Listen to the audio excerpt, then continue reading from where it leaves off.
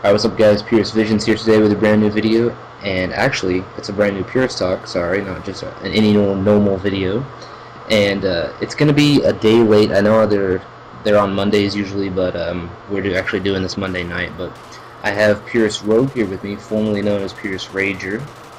Go ahead. What up? So, this whole Purist Talk is going to all be about Call of Duty Ghosts. So, what do you want to start off with today, man? Let's start off with some squads, dude. We just got done playing it. Yeah, so what I'm going to do is I'm going to put the squad gameplay on right now, so you guys can watch that while we're talking about it. So, squads is basically, you can use your squad mates from multiplayer, and you can use them in various different game modes, but the one that we like is Safeguard. And Right. Safeguard is basically like survival, but with a little bit more twist. Why don't you go ahead? It's like an improved version of Modern Warfare 3 Survival Spec Ops, except you can still gain rank online. The kill streaks and the drops come randomly from time to time. Usually it's like every 5 or 10 rounds they'll drop. They either drop guns or ammo or perks, or they'll drop kill streaks and a loot round one time. But basically it's to see how long you can survive, just as like any other type of survival situation. But Yeah. it's pretty fun. And what I like about it is your guns, they level up and shit, you know, so it's not like you're just stuck with the same old, stupid gun that is hard to kill people with, so that's pretty cool, and the loot rounds are pretty cool. What I like best about it is survival for Modern Warfare 3 just got really hard, and it got really boring because it was the same thing on every map. You know, you had the air, the fucking perks, and the guns that you could buy, and that was pretty much it, you know? Right. But with the loot rounds and shit, it kind of adds some randomness to it, which I think makes it better. You know what I'm saying? Yeah, it's definitely a lot faster paced than the Modern Warfare 3 Spec Ops Survival. So it's a lot more intense. I didn't really like Modern Warfare 3 Survival. I don't know. There was the helicopters and all that kind of ruined it for me. Yeah, the jugs are too hard to kill in that game, and the jugs in this game aren't that hard. If your weapon's a high enough level, you can pretty much kill anything, and you really want to complete the field orders on these maps in the higher rounds so you can get miniguns, and miniguns just make everything easier. Oh yeah. But of course, they're only like a limited time, so. And what you don't want to do, and you'll learn this from our video, is Mr. Rogue here likes to call in his kill streaks by accident on round 2. Actually, you won't see that in this video, but round 2 he called in a helicopter, which is very, very good. It was an accident. It was a bit of an accident, yeah. And the other thing is you have those squad mates too, like those extra ones, and so if your whole team's down, you can call those in and they'll revive you. That's always helpful, is having 2 extra guys, so. It's very, very helpful. So let's talk about Extinction a little bit, since that's the other extra game mode. Right. Extinction, for those of you that don't know, is basically a alien-based horde mode, but it's not just like they just keep coming and coming. You have an objective. You know, there's hives that you have to destroy with these drills, and there's 3 different sections that you have to get to. You have to get through the first section, the second one, and then you have to launch a nuke at the third one. And I've actually completed it. You haven't completed it, is that right? No, I have not completed it, unfortunately. I've gotten close. And the other thing to this is there's classes. There's like a medic, engineer, a tank, and what was the other one? Weapon specialist? Weapon specialist, I think that's it, right? Yeah. Yeah. But you can upgrade your loadout before you go into the game, obviously. You can have grenade turrets and upgrade your... But you can only upgrade your loadout every game. It doesn't stay the same. You can't upgrade your loadout as you go along. I don't know how to explain it. Yeah, you have like, your IMS, your grenade turret, your, shit like that. I think one's called Feral Instinct, lets you see the enemies through the walls and shit, but you can upgrade those up to 5 times, as well as your class, whatever class you are, you can upgrade that. And you upgrade them by getting challenges. You know, completing the challenges. Field orders. Field orders are very important in this one as well. Very important in this game in general. Yeah. Yeah. So like, you really need to have at least 4 people when you're playing this game type, so you can complete many of the diverse field orders. Like some will be like, get 10 kills with a submachine gun, and somebody will have to sacrifice some points in order to get a submachine gun and get the field order, and so you can each level up your loadout each more, and it makes it that much easier to get to the next barrier. And so I mean, it's just a really, I think it's fun. I think this game type is it's really fun. I'm excited to see what else they do with it. You know, because when Zombies first came out, it was very simple, kind of like this is. It's very simple. Well, this is a lot more complex than Zombies is in general. Oh, way more complex than Zombies. But I mean, there's not an Easter egg behind this as well. There's just It's just straight up. But I feel they're going to come out with a different map. I would assume so. Yeah, because there's only one map, and you know, you do the same thing every time. But there are relics, and relics do make it harder. They do, and I mean, I like that too, but I've played it a few times, but it hasn't really gotten old. But I can tell that if you played it over and over and over again, it would, because it doesn't really change. Well, I mean, yeah, it's the same map. They would have to introduce a different map in order to keep the that game type going. Yeah, I can't wait for like next Call of Duty Ghost, when they have like new extinction, kind of like Black Ops 1 was. Right. To see kind of where they go with that, if they have an Easter egg or anything like Zombies. But Zombies is always going to have that special little place in my Call of Duty heart. Oh yeah, for sure, forever and ever. I will forever love Moon. Like, yeah. Moon is a very good map. Ascension was my. But we digress. Back to Ghost. Yes, we go back to Ghost. Yeah, I'm excited for what's to come from Extinction. I just hope that they don't just kind of leave it alone as it is, Right. That'd be the worst thing they could do right now. No, the game type needs to evolve, just like Zombies did. It has potential. Yeah. They just need to capitalize on it. Don't be afraid to change stuff in your games. No, like, I mean, things like Extinction, we expect you to change shit, Right. It's too early to not change it. Like multiplayer. The multiplayer for this game, what do you think, Jared? I really, really like it. I know a lot of people don't, and I know we hated it at first.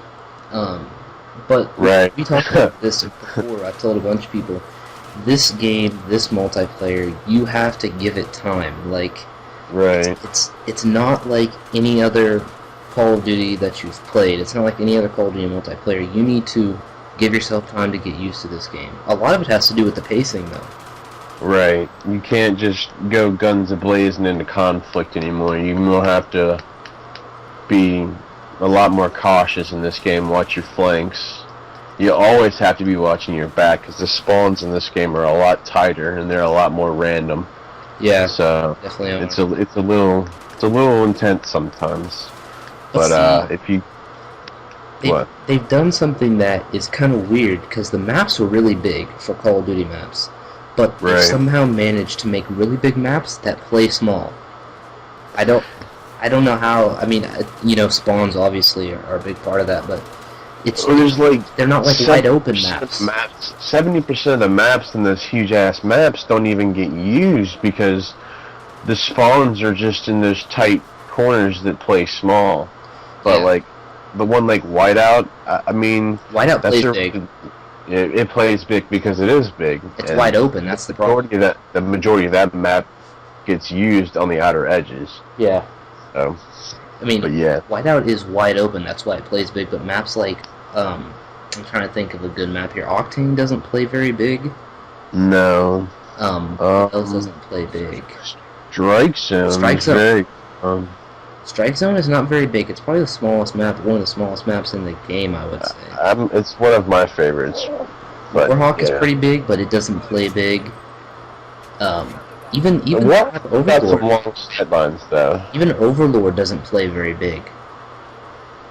But it's just because there's a lot of buildings and there's a lot going on, you know what I'm saying? Right. But there is a lot of flank routes. And so I think the map design is good. I just wish they were smaller. because then you wouldn't have those random ass spawns like that. Right.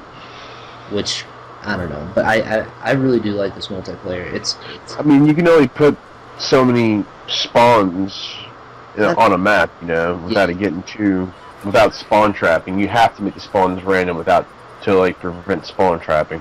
But I've still been spawn trapped on this game somehow. It's ridiculous. Yeah, see, that's the thing. You have people who bitch about spawn trapping. So what do? They make it to where they spawn on the other side of the map. So what does that do? That puts them behind you. Spawn right next to a person. It's just ridiculous. Well, see, because I understand that spawning is very, very complex. Because you have to put a lot of things into account. Where is the 6 people on your team? Where is the objective? Things like that all have to come into play. So I don't really, because I couldn't do it. I know I couldn't make a better spawn system. So no. By any means, I think I would give this game on my Call of Duty top 2 lists. I think it would be like an 8.5 out of 10 on my list. Yeah, I really like it. So what about campaign? Campaign. It's a little dry sometimes, like towards the middle.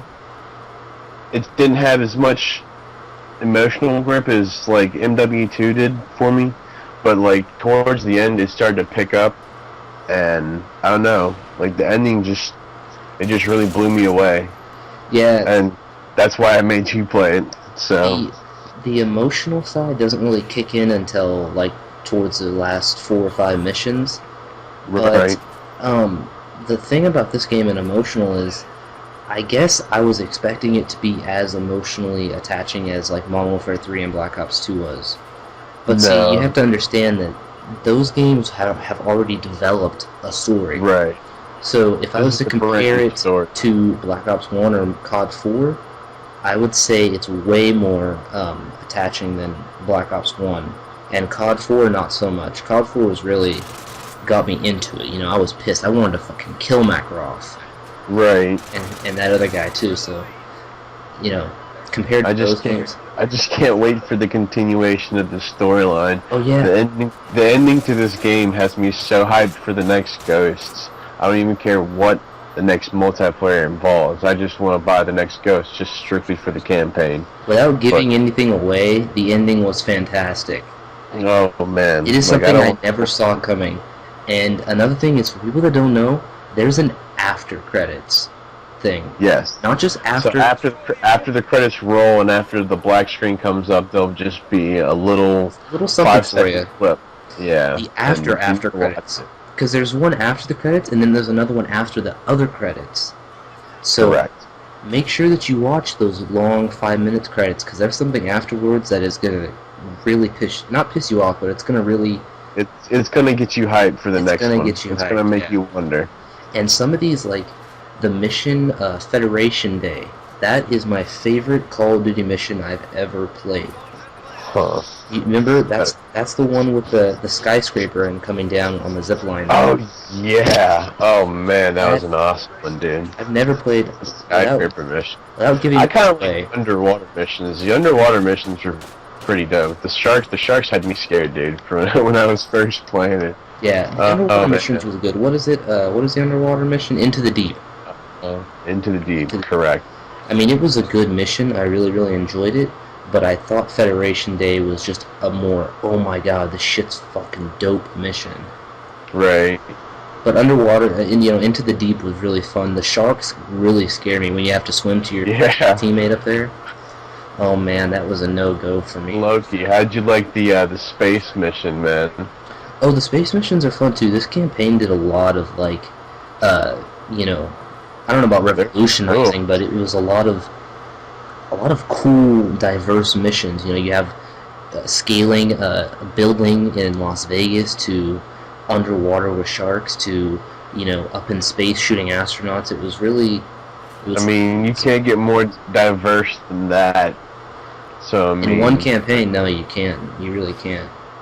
They have a whole set list of maps that they can make. It's just infinite. Speaking of which, I want an underwater map, the underwater special game mode. And that would be crazy. A space game mode with a space map. That would be so fucking sick.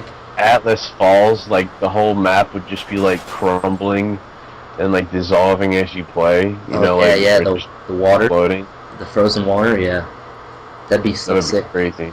I mean, of course, like you said when we talked about it earlier, after I finished it, they'd have to have a special game type for it, obviously, but still, that would be some sick-ass shit. Yeah, dude. Would be pretty awesome. But if I'm going to rate this game out of Call of Duty, this is strictly Call of Duty ratings, I would probably give it a 9. The campaign was really good. Extinction is really fun. Squads is fun, and multiplayer. It just has too much in it to only give it an 8. I'm disappointed. The only thing I'm disappointed by is the lack of game types, the lack of diversity in the game types. They brought Search and Destroy back, which made me very, very happy. So yeah, I'll agree with you, and I'll bump it up to 9. I mean, I understand the game types. Trust me, I do not like a lot of these game types. There's only like 3 or 4 that I like. But if Infinity Ward repeats itself from Modern Warfare 3, they brought in a lot of fun game types from Modern Warfare 3, like Money in the Dank, Infected, which they brought back, but, you know, it was a fun game type. So we'll see. Hopefully they bring some cool game types in, but I give it a 9 out of Call of Duty rating. And you said 8.5? Nah, I said I'll bump it up to 9. Alright, well. I was happy to have you on for Purist Talk today, and I hope you guys enjoyed this video, and leave in the comments what you want the next Purist Talk to be about, and I'll see you guys later. Peace.